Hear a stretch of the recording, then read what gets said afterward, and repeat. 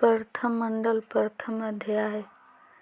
माना क्षणिक बैराग ले चढ़े उतंग आकाश, तुरत राग में गिरत हैं सद्गुण जीव विनाश। भाष्य। ज्ञान युक्त बैराग ही स्थिर होता है।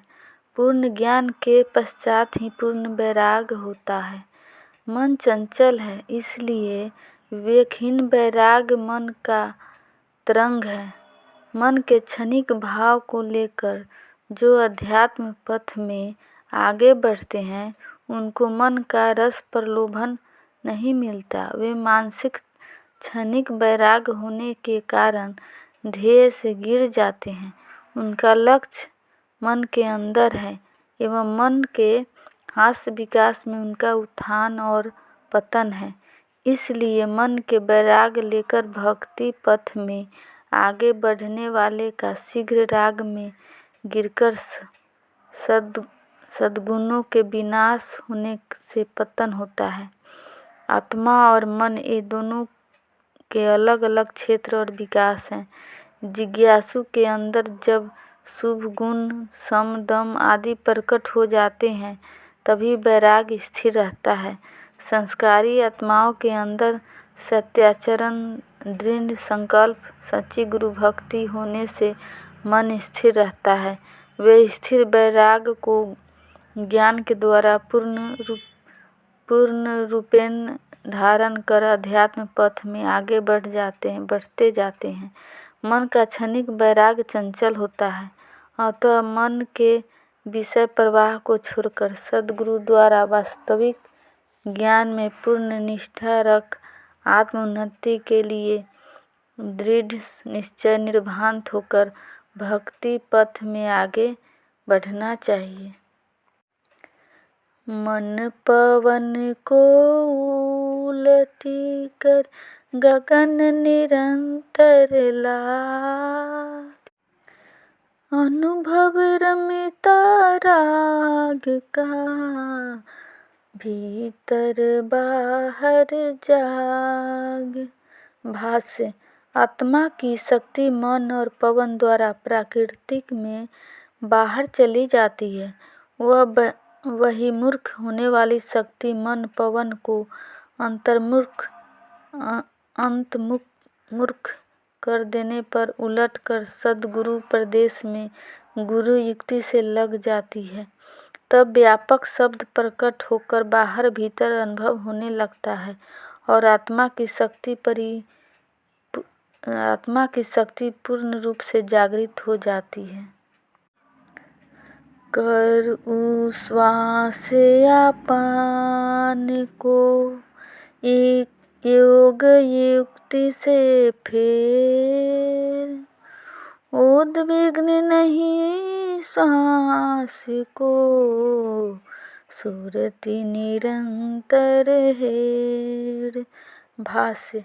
प्राण मन को स्थिर होने पर ही सुरति अपने प्रदेश को गमन करती है। इसलिए वायु का सूक्ष्म रेचन करके अपन वायु को योग युक्ति से ऊपर आकर्षण करने से श्वास में उद्विग्नता नहीं होती, जिससे सुरति सहज में अपने प्रदेश में जाकर अनुभव प्राप्ति के लिए सदैव प्रयत्न करती है। इस सद्गुरु विधान को सद्गुरु शरण में रहकर जान करके अनुभव साधन करना चाहिए। मकर तार परवेश का होने योग जो द्वार, अंधकूप अंधा गिरे निकले कष्ट अपार। भाष्य। वेद में जीव और ब्रह्मा को संयुजा सखाया कहा गया है। जीव और ब्रह्मा एक का सदैव संबंध लगा हुआ है। प्रकृति आवरण से वह संबंध ढका हुआ रहता है। जब योगाभ्यास से प्रकृति का पर्दा हट जाता है तब आत्मा के अंदर सूक्ष्म व्यापक परब्रह्म का प्रकाश अनुभव होता है।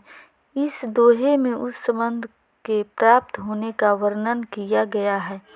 आत्मा एकदेशी होने से शरीर के एक प्रदेश में रहकर एक दृष्टिकोण में अपनी शक्ति का संचय करता है। जब शक्ति पूर्ण हो जाती है तब उस व्यापक सत्ता का सर्वत्र अनुभव होता है। एक देशी वस्तु होने से जीव की एक देशी धारण होती है। इसलिए इस पद में उस अनुभव साधन को बतलाकर मकर तार प्रदेश के लिए द्वार का वर्णन किया गया है। जब तक इस प्रकाश द्वार की प्राप्ति नहीं होती योगाभ्यासी अंधकार में पड़कर नीचे गिर जाता है। जब इस तत्व के प्रकाश द्वार में शक्ति पहुंच जाएगी तभी सूक्ष्म सुरती परम प्रकाश को प्राप्त होकर चेतन ब्रह्मा सुख को प्राप्त करेगी। मकर तार प्रवेश होने का द्वार एक ही है। उसी द्वार में प्रवेश होने में पूर्ण प्रकाश और आनंद की प्राप्ति होती है।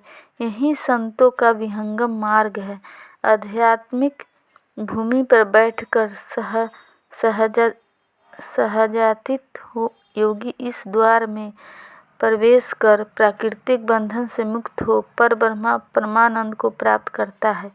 एक पाद भव प्रत्यय वाले योगी बार बार इस अंधकूप में गिरकर कष्ट पाते हैं, क्योंकि उन्हें इस द्वार का ज्ञान नहीं रहता। अतः विहंगम योगी अपने सद्युक्ति से इस अंधकारमय पथ को छोड़कर शुद्ध चेतन परमानंद की प्राप्ति का प्रयत्न करते हैं। बोलिए सद्गुरुदेव भगवान की जय।